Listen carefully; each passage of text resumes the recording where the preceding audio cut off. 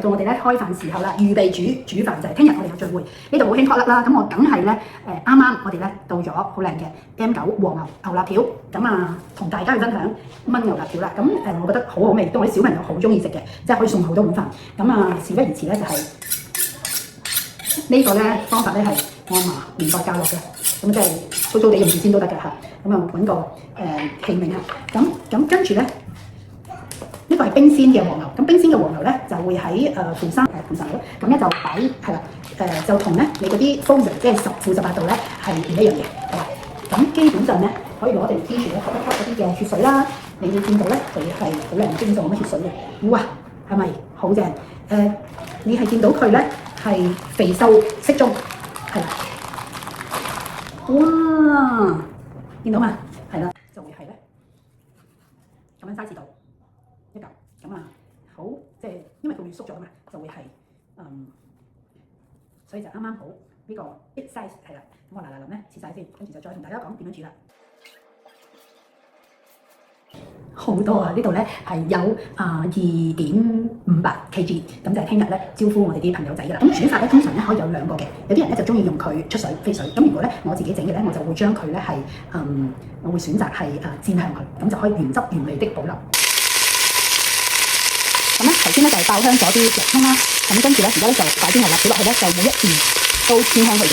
咁啊呢一個步驟咧就好嘥時間，因為你可以烚嘅烚好多係咪？但係煎香就原汁原味保留，同埋就真係好味啲咯。咁所以就要反佢啦。呢個煲裏面咧只係1/3牛油，全部咁多喺呢度。嗱，今日我個真空煲喺度煲啦，咁啊將頭先嘅洋葱咧回翻鑊，係咪？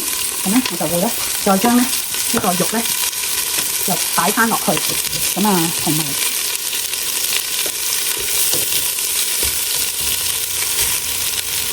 紅蘿蔔、薯仔，係啦，咁啊一半一半啦，因為咧實在太多料啦，咁啊當然仲有啲汁都要落嘅啦。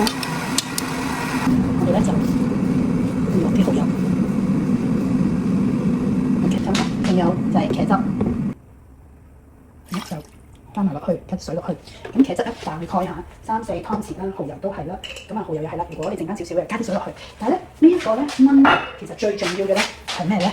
係要加一啲李派立結汁，呢個就重點啦，係會令到佢咧好有就係我哋所講嘅西汁嘅風味啦。咁又可以加啲李派立結汁，大概1-2湯匙啦嚇。可以咧考慮加少少老抽，其實老抽最主要咧就係個顏色嘅啫。咁啊豉油其實都可以加啲㗎，不過我而家咧就加咗嗰個叫做蠔油，咁我就唔使加好多，係啦，加少少豉油都得嘅，係啦，豉油即係我哋所講嘅生抽啦，係啦，咁跟住咧，我通常咧就會加啲咧，我哋加親茄汁嘅咧，我哋就一定要加糖嘅。咁但係咧，你可以考慮咧係用冰糖，就唔用咧砂糖、洋糖咁。咁你可以咧加一粒冰糖去，咁樣擺埋落去。咁基本上咧就係開火咧就會煮啦。擺晒落去啦，係啦，咁啊大概3湯匙嘅茄汁，3湯匙嘅蠔油，係啦，跟住一片糖啦，咁啊要攪勻佢。咁但係咧我就唔係冚過面嘅嗰啲水，原因咧就冚過面咧就會可能太過濕啦。